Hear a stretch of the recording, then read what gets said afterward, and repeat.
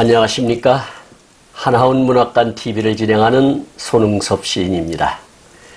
시청자와 문인 여러분, 오늘도 함께 해주셔서 감사합니다.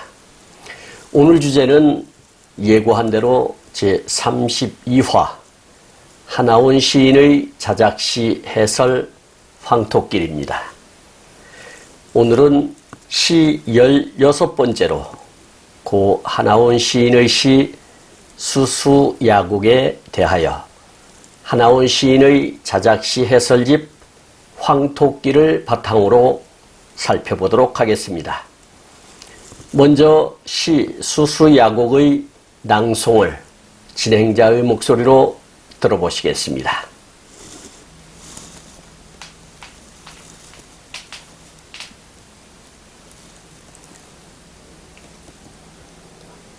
수수야곡.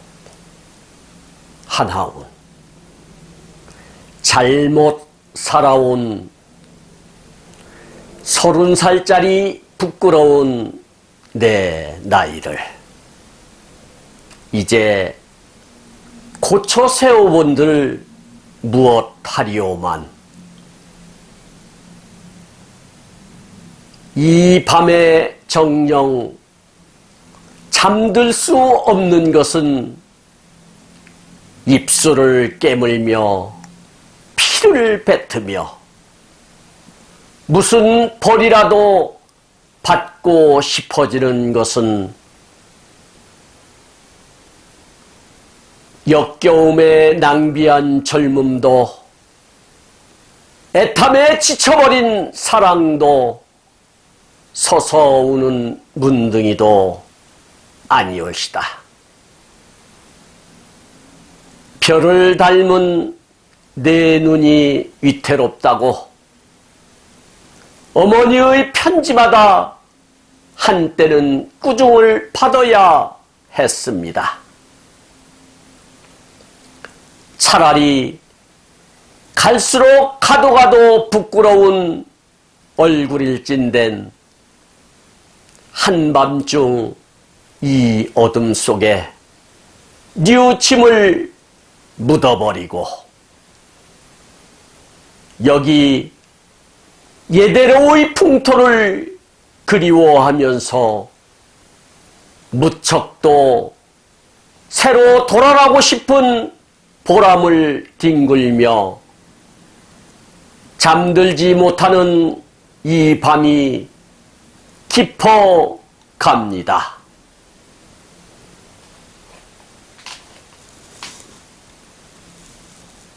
여러분, 수수야곡 잘 들어보셨나요? 하나원 시인은 어떻게 해설하는지 지금부터 살펴보도록 하겠습니다. 나의 현실은 음울한 리얼리즘으로서 불안과 공포를 준다. 여기서 음울이라고 하는 단어가 나왔는데요. 음울은 어둡고 답답하며 무거운 느낌이 있다는 그런 뜻이 되겠습니다. 그리고 리얼리즘이라고 하는 에레어가 등장했는데요. 리얼리즘이라고 우리가 흔히 하죠. 이상과 공상 또는 주관을 배제하고 현실을 있는 그대로 객관적으로 묘사하는 또 재현하려고 하는 예술상의 경향과 태도를 말하는데 현실주의 또는 사실주의라고도 하고 있습니다. 인간의 대접을 받지 못하고 있다. 그러나 천대를 받는 이 현실 사회와 인간의 희노애락이 무척도 그리워지고 이 그리움에 가득 찬 이 땅 위에서 죽어서 다시 깨끗하고 새로운 생명을 가진 사람으로서 태어나야 하겠다고 밤새 울며 뉘우치는데 잠은 오지 않고 자꾸만 뉘우침에 깊어가는 것이었다.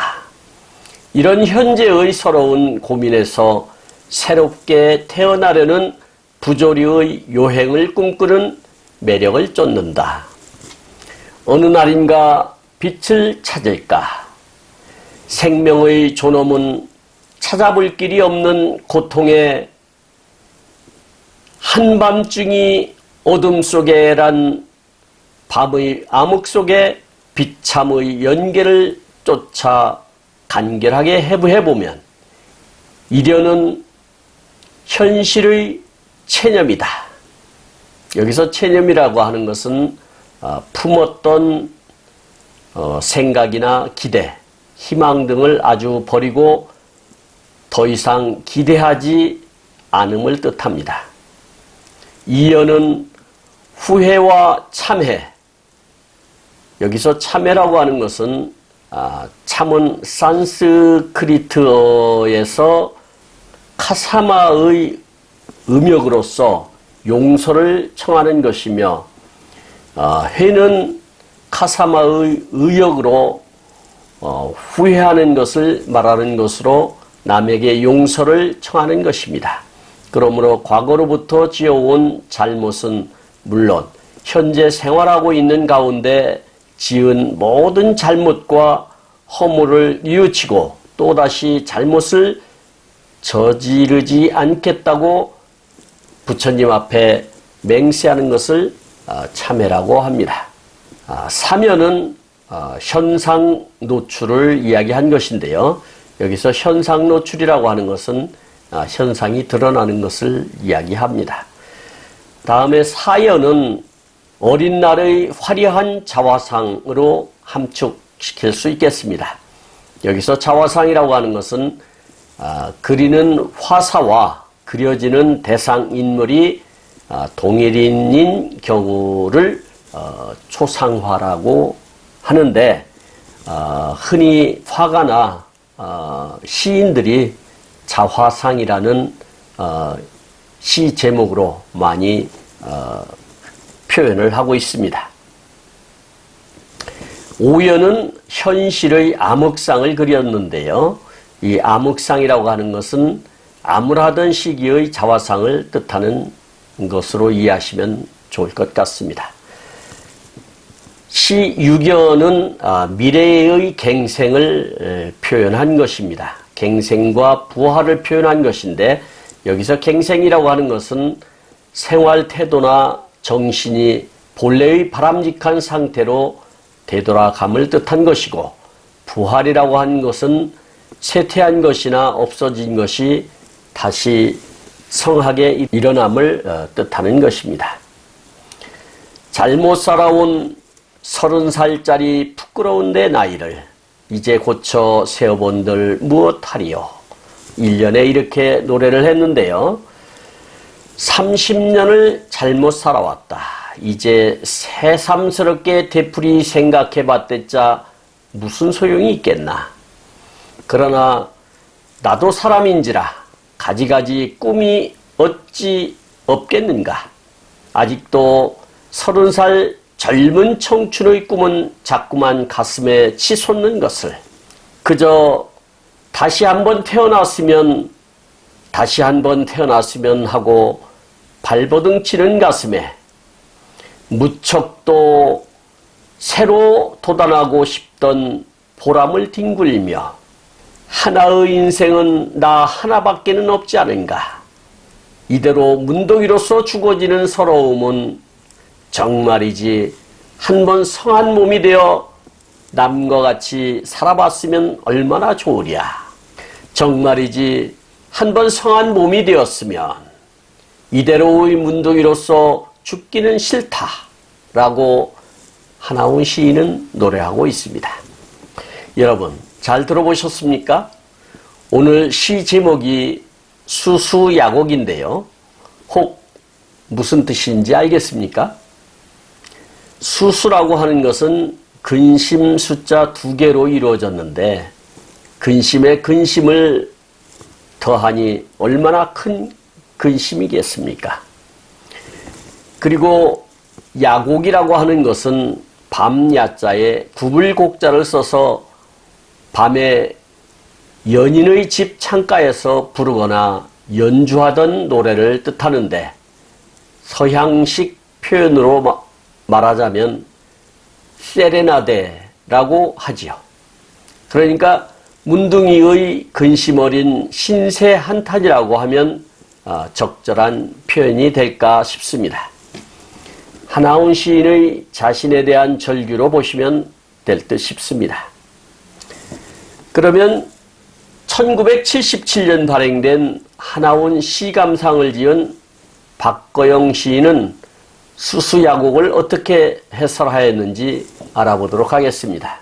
지금까지 살아온 30해 동안을 돌아보면 모두가 잘못 살아온 후회뿐이다. 흘러간 세월은 다시 물을 수도 고쳐 살 수도 없다. 지금 나의 얼굴은 갈수록 다시 썩어 문드러져 가는데 이런 지나간 세월을 이제 후회한들 무슨 소용이 있겠는가? 나는 후회할 자격도 힘도 이제는 없는 사람이다. 이런 문둥이 몸은 그냥 이대로 한밤중 어둠 속에 묻어버리고 그리운 옛날 생각에 잠을 못 이룬다. 시름에 겨워 잠 못 이루는 심정을 읊은 시다. 이런 나날이 한두 번이었겠는가. 그 인생은 이렇게 한으로 가득 찬 것일진데 차라리 죽지도 못하는 목숨을 언제까지나 무척도 새로 도단하고 싶은 보람을 안고 뒹굴 뿐이다. 라고 박거영 시인은 해설하고 있습니다. 여기서 박거영 시인에 대하여 알아보도록 하겠습니다. 박거영 시인은 본명이 귀손이라고 한답니다. 귀할 귀자에 손자를 써서 아마 귀한 자식으로서 대를 이은 그러한 존재였던 것 같습니다. 1916년 4월 9일 날 함남 원산에서 출생하였고 1995년 사망하였으며 중국 상하이 대학을 졸업하였고 거기서 언론계에 투신을 하여 기자로 있다가 대한일보를 발행하기도 했다고 합니다. 해방과 함께 귀국을 하여 시인의 집을 운영하며 시 낭독회와 연구회를 여러 번 개최하였으며 1925년 조선중앙일보에 시 공장의 화구 등을 발표하였습니다. 그 후 상징적인 수법과 수사적 문장으로 내면의식을 노래해왔고 1949년도 첫 시집인 바다의 합창을 내놓은 후에 계속 악의 노래 51년도, 인간이 그립다 55년도, 고독한 반항자 58년도, 절정 60년도, 인간적 환상 65년도 등 6권의 시집을 냈다고 합니다. 박거영 시인은 하나훈 시인과는 동양 출신이며 동년배로서 하나훈 시인의 문학활동에 밀접한 영향을 끼친 분으로 보여집니다. 지금까지 함께하신 시청자와 문인 여러분 감사합니다. 제가 하나훈 문학관 TV를 방송하는 이유는 고난과 역경을 딛고 문학의 꽃을 피우신 하나훈 시인을 널리 알리기 위해서입니다. 여러분의 주변이나 하나훈 시인에 관심 있으신 분께서는 인터넷 포털 다음의 카페에서 하나훈 문학관을 검색하여 가입하시면 고 하나훈 시인에 대한 다양한 자료를 접할 수 있으며 많은 시인과 문학 활동을 함께 할 수 있습니다. 그리고 유튜브에서 하나훈 문학관 TV를 검색하시면 하나훈 시인의 진면목을 발견할 수 있습니다. 오늘도 함께 하시어 고맙습니다. 다음은 제33화 하나훈 시인의 자작시 해설집에 수록된 봄을 소개하도록 하겠습니다. 감사합니다. 진행의 손흥섭이었습니다.